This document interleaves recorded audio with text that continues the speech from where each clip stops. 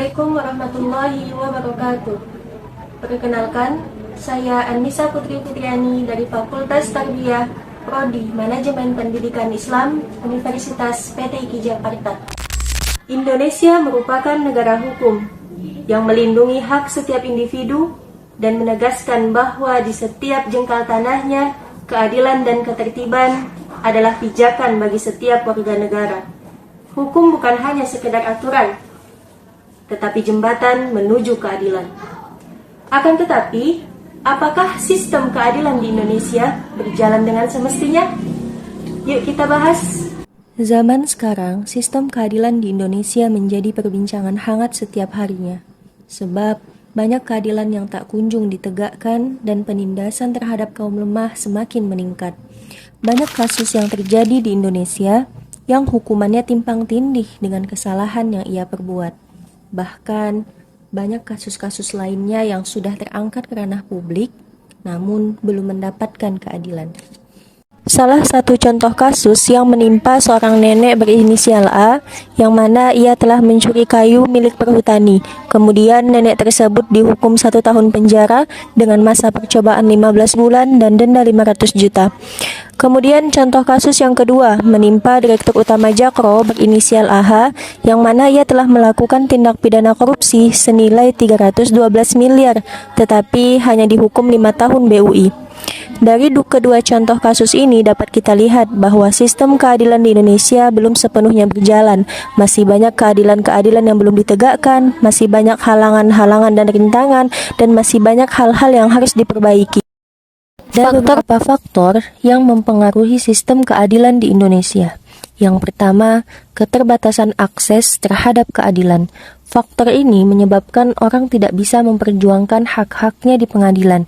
Bahkan, banyak penuntut umum yang mundur dari ranah pengadilan disebabkan kurangnya akses yang tersedia di pengadilan Indonesia. Yang kedua, korupsi dalam penegakan hukum. Praktik suap atau korupsi dalam proses peradilan mengakibatkan keputusan yang tidak adil, di mana hukum dapat dipengaruhi oleh kepentingan tertentu. Selanjutnya yang ketiga, bias sosial dan politik. Mereka yang memiliki kekuasaan atau koneksi cenderung mendapatkan perlakuan yang lebih baik di dalam sistem hukum. Nah, ini terlihat dari perlakuan terhadap kasus-kasus yang melibatkan pejabat tinggi dibandingkan dengan masyarakat umum. Yang keempat, sistem peradilan yang rumit dan tidak transparan di Indonesia. Proses hukum yang panjang dan berbelit-belit membuat banyak pihak kehilangan harapan untuk mendapatkan keadilan.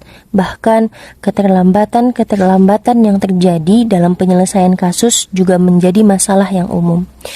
Yang kelima, hak asasi manusia atau HAM yang sering tidak ditindaklanjuti dengan serius, seperti penghilangan paksa, penangkapan sewenang-wenang, dan kekerasan oleh aparat hukum yang masih terjadi tanpa akuntabilitas yang memadai.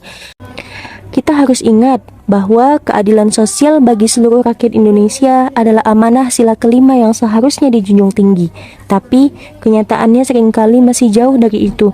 Hukum yang seharusnya adil dan melindungi rakyat justru sering berpihak pada yang kuat dan mengabaikan mereka yang lemah. Mari kita bangkitkan kesadaran untuk memperjuangkan nilai-nilai ini agar tidak hanya menjadi slogan semata.